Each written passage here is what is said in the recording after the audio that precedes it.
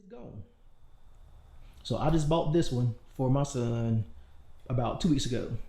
Got it for a steal. Guy had it on Facebook Marketplace for like 38 minutes.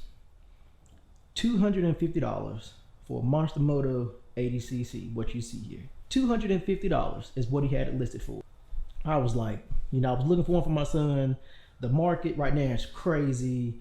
People want $400–500 for ones that are clapped out, and this one is fairly complete, almost perfect. So I messaged the guy and I'm like, hey, if you would take $200, I'll come get it first thing tomorrow morning. He says, okay. Boom, 8 a.m. the next morning, go get it, starts right up, throw it in the back of the truck. Here we are.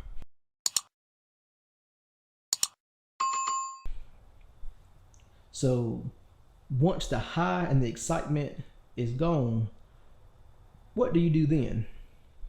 So the first thing that I do is that I do a assessment of what is here or what is not here. Because a lot of times you buy previously used, loved bikes that have been tormented or taken care of, like this one.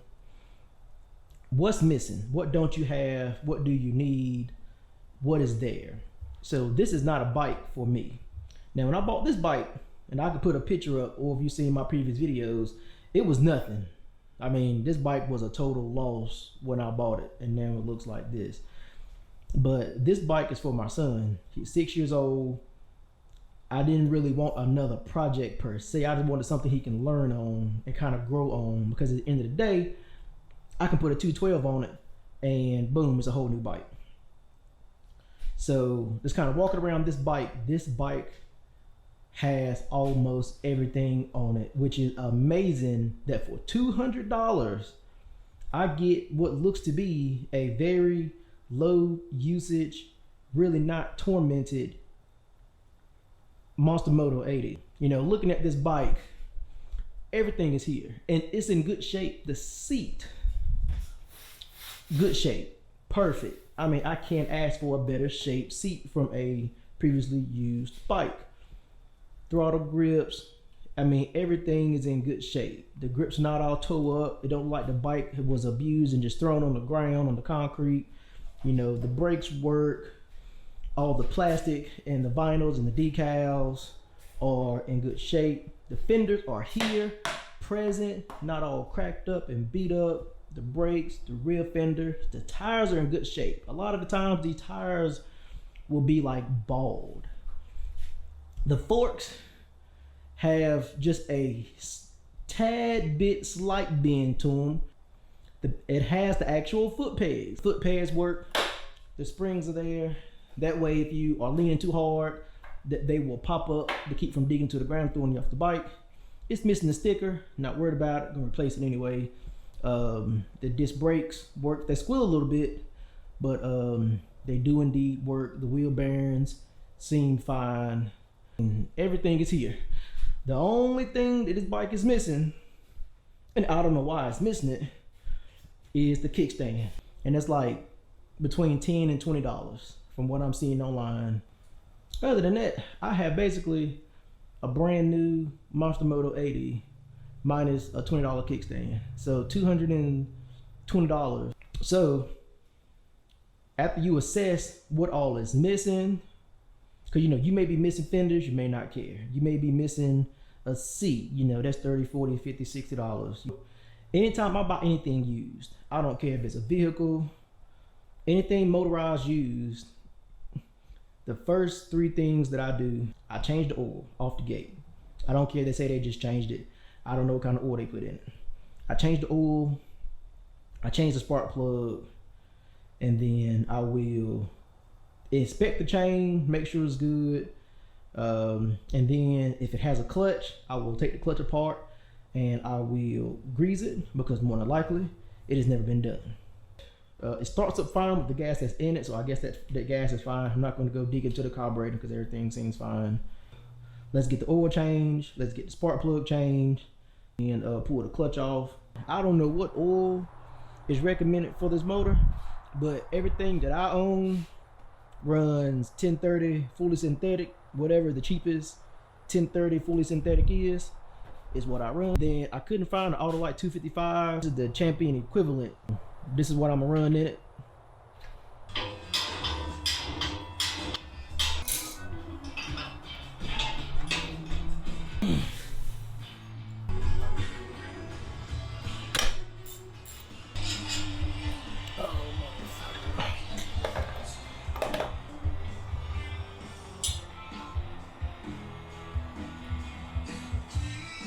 We thought they were a little small for the fenders. They didn't fill it up all the way.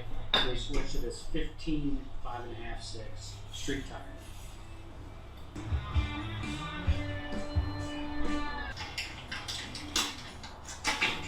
We still kept the natural length over here.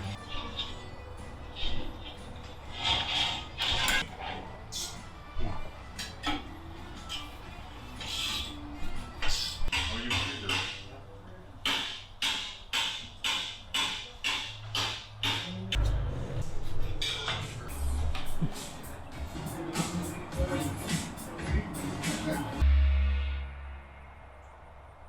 You get the rascal frame, the front end handlebars.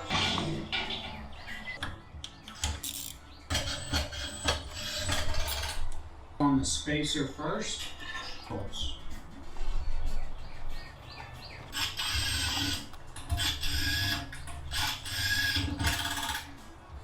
With the first spacer.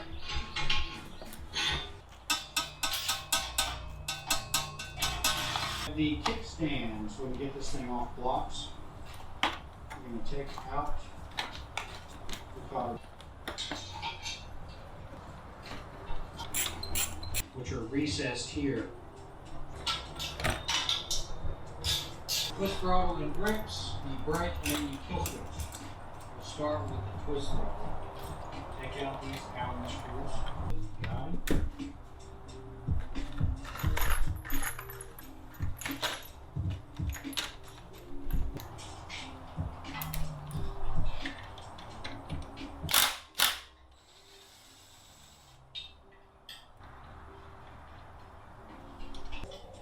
Now the kill switch, bottom spacer and bolt in, get it started.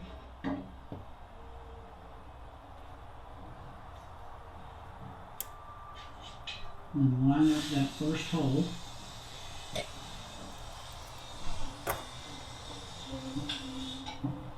Once you get that bolt started, put in the front spot, right? So after we get the tank.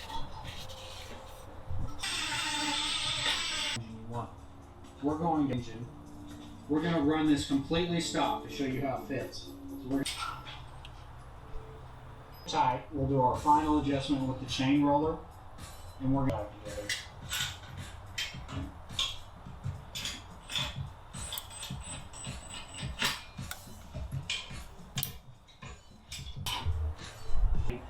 Up. Get the throttle cable hooked up. Roll it out. Now we're going to hook up the kill switch right here on this in the block. The 6-7, we're going to be putting our center exit low drag pipe. It's going to make power. Go ahead and cut off this protective kiwi.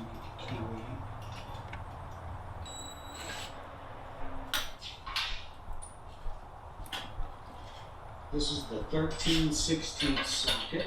Next, you're going to rotate the crank around. 10mm wrench to get these rod bolts off.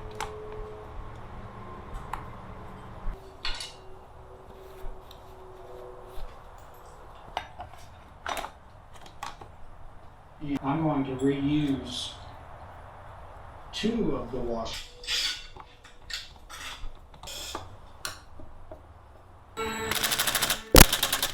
The clutch is oiled, the oil is changed, the spark plug is changed, and I want to set this level and check the oil.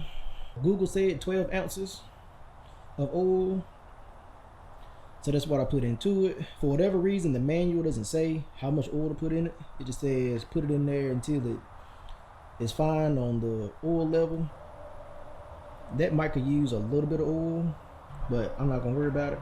Let's crank it up and maybe to take it for a quick rip around the block.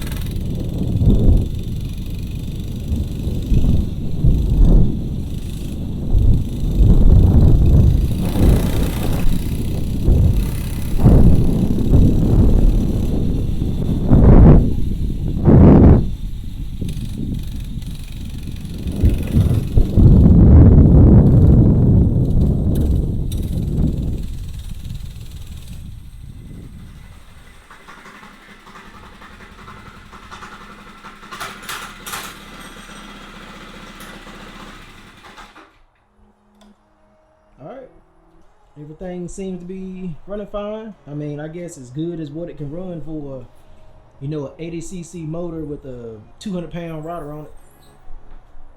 So, now, to get on to the next part is to clean it. So I'm going to take this jet black spray detailer, because I don't have a black car anymore, and I've had this for a couple years.